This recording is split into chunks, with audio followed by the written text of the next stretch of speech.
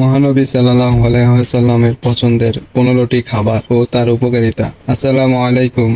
আচ্ছা, আমরা যখন আমাদের পছন্দের কোনো সেলিব্রিটি বা আইডলের কথা ভাবি, আমাদের মনে কিন্তু একটা কৌতূহল জাগে। তিনি কি খেতে ভালোবাসেন, তার লাইফস্টাইল কেমন। আজকে আমরা এমন একজন মহান মানুষের খাবারের তালিকা নিয়ে কথা বলবো, যিনি সর্বকালের শ্রেষ্ঠ মানব, আমাদের প্রিয় নবী হজরত মুহাম্মদ সাল্লাল্লাহু আলাইহি ওয়াসাল্লাম। আপনারা জানলে অবাক হবেন, আজ থেকে 1400 বছর আগে তিনি যেসব খাবার পছন্দ করতেন, আজকের আধুনিক বিজ্ঞান গবেষণা করে বলেছে সেগুলো মানব দেহের জন্য সবচেয়ে সেরা ও পুষ্টিগুণে সমৃদ্ধ খাবার। আজকের ভিডিওতে আমরা সংক্ষেপে জেনে নেব প্রিয় নবীর পছন্দের এমন 15টি খাবার সম্পর্কে, যা আমাদের ডায়েটে রাখা উচিত। চলুন শুরু করা যাক। নাম্বার 1, পনির। তালিকার শুরুতেই আছে পনির। তাবুকের যুদ্ধের সময় রাসূল সাল্লাল্লাহু আলাইহি ওয়াসাল্লাম এর কাছে পনির আনা হলো। তিনি বিসমিল্লাহ বলে তা কেটে আনন্দের সাথে আহার করেছিলেন। 2 নম্বরে মাখন ও খেজুরের কম্বিনেশন। মাখন এবং খেজুর এই দুটো জিনিস একসাথে খেতে প্রিয় নবী ভীষণ পছন্দ করতেন। সাহাবীদের ঘরে গেলেই প্রায় তাকে এই খাবারটি পরিবেশন করা হতো। 3 নম্বরে আছে মধু ও মিষ্টি। আমরা অনেকেই মিষ্টি খেতে ভালোবাসি, তাই না? আমাদের নবীজিও কিন্তু মিষ্টান্ন ও মধু পছন্দ করেন। তিনি এক হাদিসে বলেছেন, মধু হলো উত্তম ওষুধ। আপনি যদি চিনি বাদ দিয়ে মধুর অভ্যেস করেন, শরীর কিন্তু দারুণ থাকবে।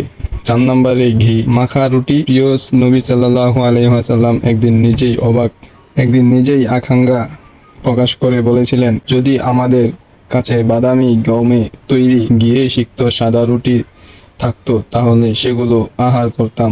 পরে একজন আনসারী সাহাবী তার জন্য এমন রুটি তৈরি করে নিয়ে এসেছেন। 5 নম্বরে আছে দুধ।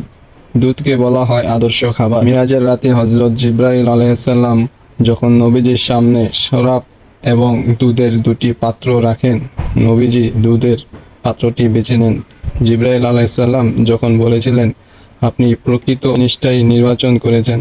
6 নম্বরে আছে খেজুর। খেজুরের উপকারিতা নিয়ে তো নতুন করে বলার কিছুই নেই। নবীজি বলেন, যে বাড়িতে খেজুর নেই সেই বাড়িতে কোনো খাবারই নেই। এমনকি সন্তান প্রসবের পর মায়েদের ও তিনি খেজুর খাওয়ার পরামর্শ দিন। কিশমিশ ভিজানো পানি। 7 নম্বর, এটি একটি চমৎকার এনার্জি ড্রিঙ্ক। নবীজি সাল্লাল্লাহু আলাইহি সাল্লাম এর জন্য রাতে কিশমিশ পানিতে ভিজিয়ে রাখা হতো এবং পরদিন তিনি সেই পানি পান করতেন। 8 নম্বরে শারিদ। বিশেষ এক ধরনের খাবার। শারিদ ছিল নবীজির অত্যন্ত প্রিয়। এটি আসলে কি?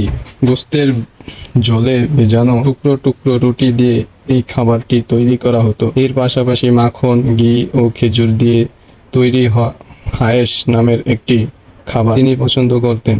9 নম্বরে আছে সিরকা বা ভিনেগার।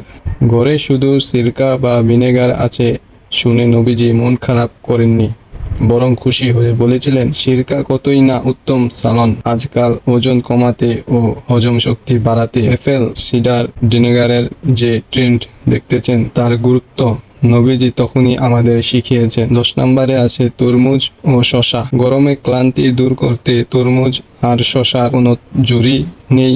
নবীজি সাল্লাল্লাহু আলাইহি ওয়াসাল্লাম তার তরমুজ এবং শসা এই 2টি জিনিসই খরগোশ ধরে নবীজির কাছে নিয়ে আসলে তিনি অত্যন্ত আনন্দের সাথে তার উপহার গ্রহণ করেন এবং এর গোশত ভক্ষণ করেন। 12 নম্বরে আছে খাসির পায়া। আম্মাজান হযরত আয়েশা রাদিয়াল্লাহু তারা ঘরে ছোট খাসির পায়া বা নেহারি রান্না করতেন এবং কুরবানির 15 দিন পরও নবীজি তা তৃপ্তির সাথে খেতেন। 13 নম্বরে আছে মোরগ বা মুরগির গোশত। হাঁস মুরগি মাংস আমাদের অনেকেরই প্রিয়।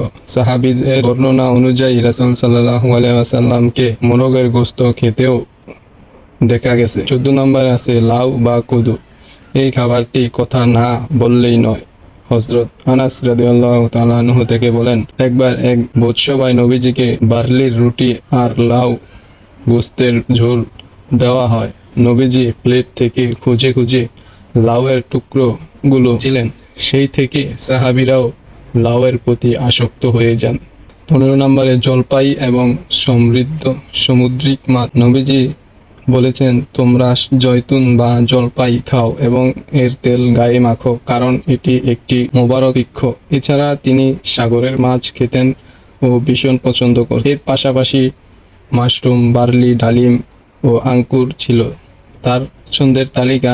দর্শক, একটা জিনিস খেয়াল করেছেন, প্রিয় নবী সাল্লাল্লাহু আলাইহি ওয়াসাল্লাম এর পছন্দের প্রতিটি খাবারই কিন্তু অত্যন্ত সাধারণ, কিন্তু পুষ্টিগুণে অসাধারণ। আজ আমরা তথাকথিত ফাস্ট ফুড এবং প্রসেসড পিছনে ছুটছি, যা আমাদের শরীরকে অসুস্থ করে তুলছে। অথচ আমরা যদি নবীজির এই সুন্নতি খাবারগুলোকে আমাদের দৈনন্দিন খাদ্য তালিকায় রাখতে পারি, তবে যেমন সোয়াব পাবো, তেমনি আমাদের শরীর ও মন দুটোই থাকবে দারুণ ও সুস্থ। আজ থেকে চেষ্টা করুন অন্তত একটা বা দুটো সুন্নতি খাবার আপনার ডায়েটে ভালো লাগলে ভিডিওটি শেয়ার করে অন্যদের জানার সুযোগ করে দিন। দেখা হবে পরবর্তী ভিডিওতে। ততক্ষণ সবাই ভালো থাকুন, সুস্থ থাকুন। আল্লাহ হাফেজ।